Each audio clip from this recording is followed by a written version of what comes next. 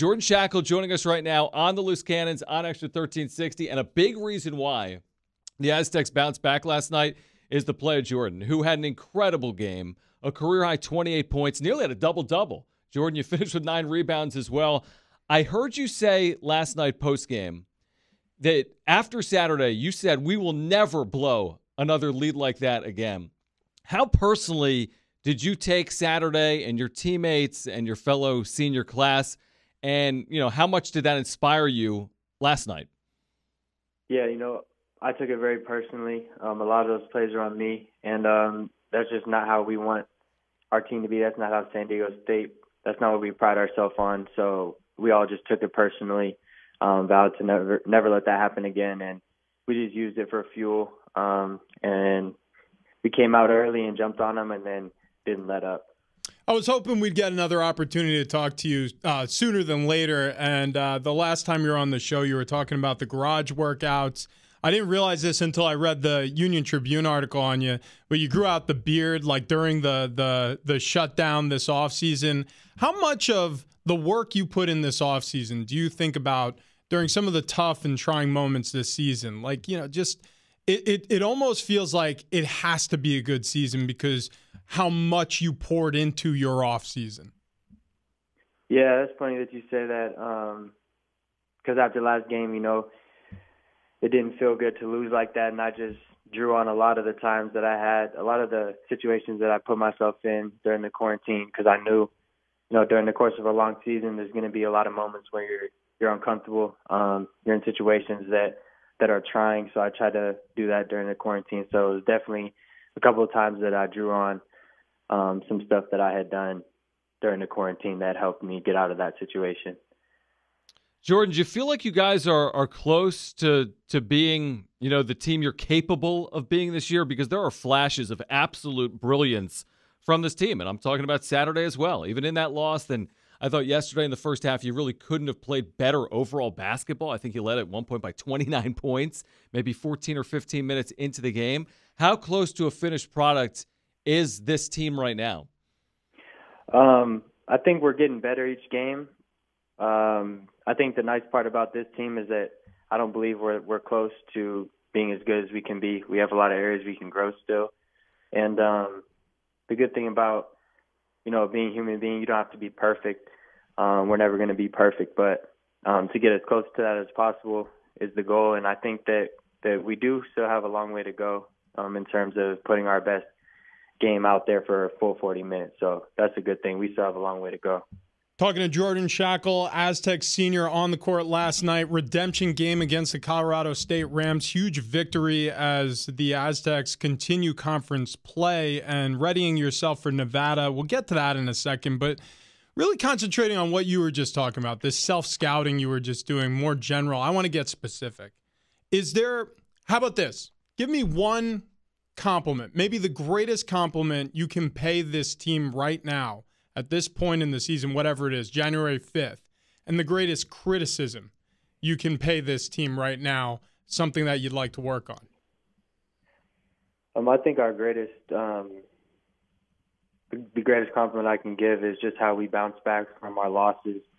The practice that we had after Colorado State, we could have been down, we could have been upset, we could have pouted, but we came in, and a lot of us were tired the day after a game, but we had a great practice. Our effort was there, our enthusiasm was there, and luckily we were rewarded last night for it. And I'd say our greatest weakness would be just not staying focused at all times. And it doesn't take 3 plays of not being focused. It could just take one second of you losing concentration, even a millisecond, and that's just how small the room for error is in the game that we play. So we can get a lot better in that area. Do you feel like the team takes on the persona of Dutch? Because Dutch is one of these guys, and we've known him since he's been the head coach. We've had the rights here on Extra the last 4 years, and from day one, Jordan, I remember saying he never gets too high off wins. You guys beat Gonzaga a couple years ago. And he doesn't get too low off losses. I remember a couple years ago you lost to Brown at home by 21 points. He's always the same person after these games. Is that advantageous for you and your teammates when you go into the locker room after a crushing loss like Saturday, knowing that your head coach is your head coach? He's not going to change based on what happened on the floor. Yeah, I think it's really great to see, really great to know that our head coach is just a really great head coach, really great person. And we can always learn something from our losses, and we can always learn something from our wins. I've seen a lot of these teams, and, they have big wins and they'll be celebrating in the locker room. We don't ever do that. I think it's because we know we expect to win. We play every game. We expect to win every game. So it's not a big celebration when we do win, if some people think it's a big win or not, regardless of the fact we believe we can win every game. And so when we win, we're not too high. When we lose, we realize that there's things that we could have done better. But at the end of the day, we just didn't get it done. We can't let it beat us twice, meaning that we can't, get too upset about what we didn't do right and allow that mentality to take us into the next game. And I think Coach Des, being who he is, really helped us play well in a bounce-back game when we played St. Mary's and when we played yesterday.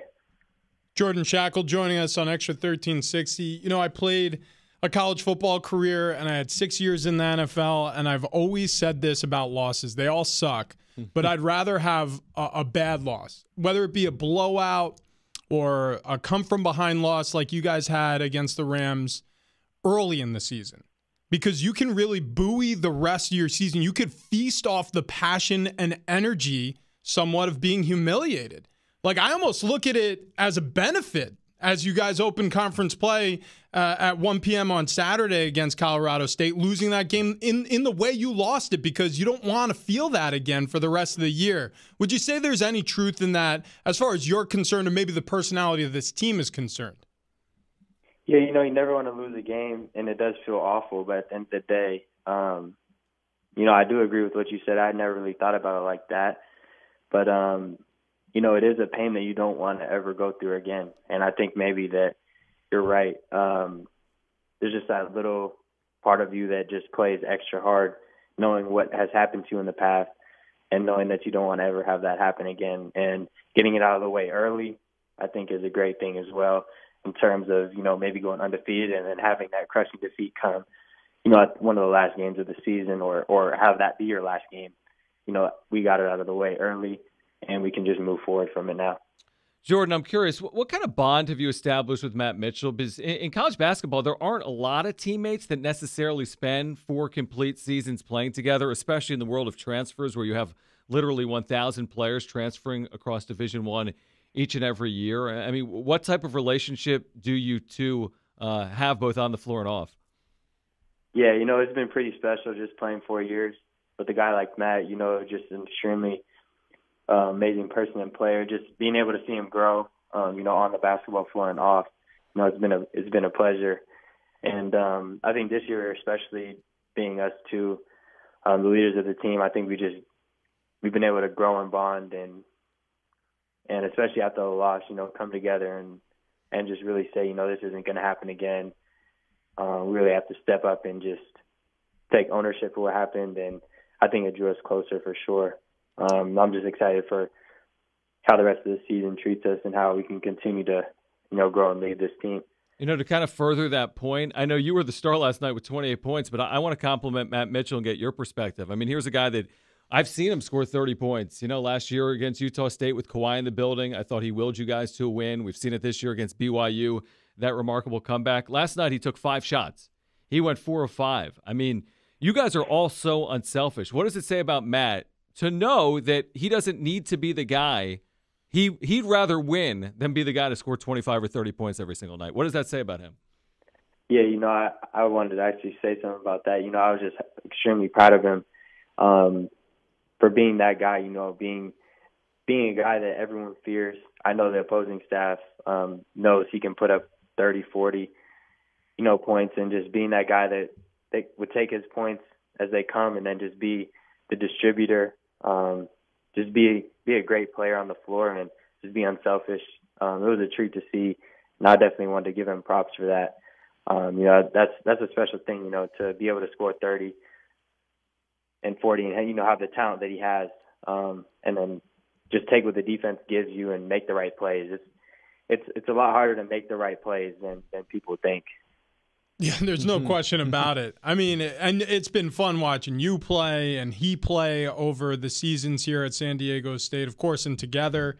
I do have a question about this offseason because other things that we missed or didn't think to ask you about your training regimen listed amongst some of the other things, workouts with cinder blocks and 200 squat workouts, 400 push-up workouts. I mean, you just went to the hilt. But also P90X. I think I speak for a rather large portion of our audience when I ask you, I mean, does it work? You know, you see all the infomercials, that guy Tony Horton out there just tearing people apart and then just getting shredded and jacked. I mean, like I said, I'm a former athlete, emphasis on former, kind of heavy around the haunches these days. Is this something I should look into, or did you give up on it and just do your own thing? No, I definitely finished it out. You know, I can't speak for, you know, being able to look like Tony Horton or just look super ripped and jacked, but it did help me in a lot of ways, being able to move. Core strength is a big thing. So I think it definitely helps. It helps you get a lot stronger with your body weight. It allows you to push through a lot of mental barriers that you might have had.